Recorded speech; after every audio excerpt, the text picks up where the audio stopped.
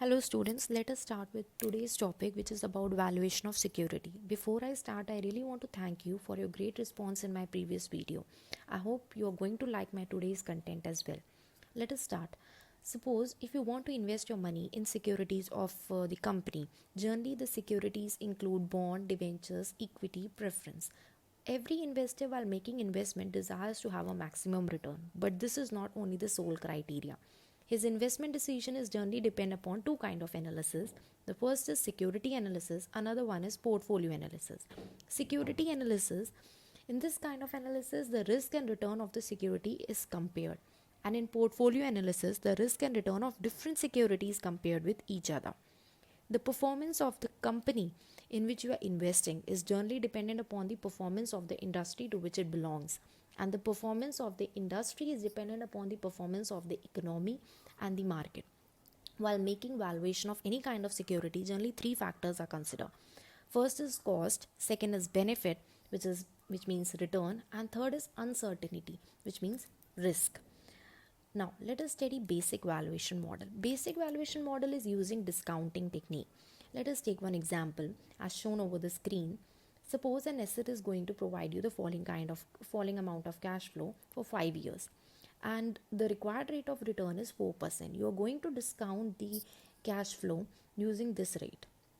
By discounting this cash flow, the amounts which comes out to be 17,462.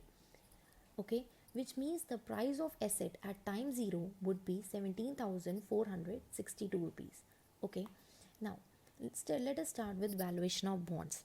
Bonds are and debentures are corporate security that represent debt of a company. It carries a specific rate of interest which is known as coupon rate. Coupon rate, basically it is the rate which the company which the company is going to pay to the investor when he makes any kind of investment in bonds. Okay, now coupon or interest payment and principal repayment at maturity are already known to the investor while making investment. There are two kinds of bonds. The first is redeemable bonds, another is irredeemable bonds. Bonds which are redeemable, which means which carry fixed period of maturity, that is generally 5 to 20 years. Irredeemable bonds, they are not going to get redeemed. Okay, now intrinsic value, which is also known as realizable value or economic value of bonds or any fixed income securities, is equal to the present value of expected cash flow. For this I have given example in coming slides. Okay, the present value is determined by discounting these future payment at appropriate rate or market yield. Now, irredeemable bonds, how you're going to value these bonds? For this, they have given one formula, that is annual interest divided by required rate of return. And for redeemable bonds, as I told, you are going to take in previous slide, you are going to take the present value of the annual interest plus present value of the redemption value. Before I proceed, always keep three things in mind. First is required rate of return is the return which the investor desires. Okay, and annual interest or coupon rate is the rate which companies actually paying to the investor. Annual interest is always calculated on the face value. Let us take one example. Suppose the face value of bond is rupees 1000. Required rate of return is 15%. That is 15% is the rate which the investor desires from his investment. Okay, annual interest is 10% per annum. This 10% per annum is the coupon rate, that is the rate which company is actually paying to the investor. Time to maturity is 6 years and redemption value is 2400. We are going to find the present value of the annual interest and redemption value as shown over the screen, and the amount which comes out to be is 1415 rupees.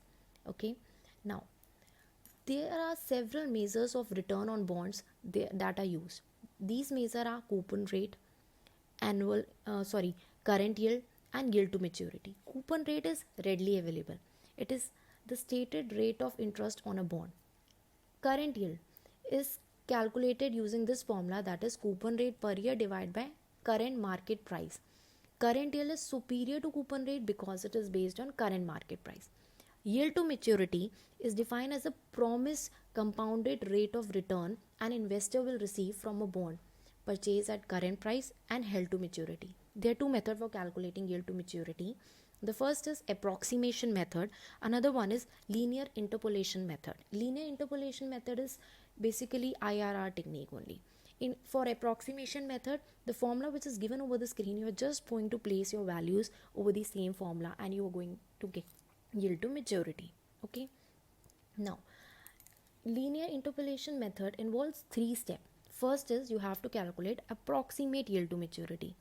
Okay, once you get the approximate yield to maturity, you are going to take two rate. One first rate is going to be above yield to maturity and another rate which is going to be below approximate yield to maturity. Okay, now calculate NPV using these two rate, NPV at lower rate and NPV at higher rate.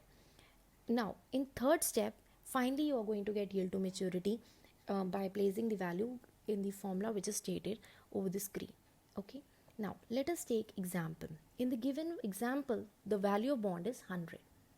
Face value of bond is 100 with 6 years to maturity and coupon rate is 13%. Current market price is 95 and redeemable value is 100. You are supposed to calculate yield to maturity. Here we are using linear interpolation method. Okay, first calculate approximate yield. In the given case, it turns out to be 14.185%. And now in second step, calculate.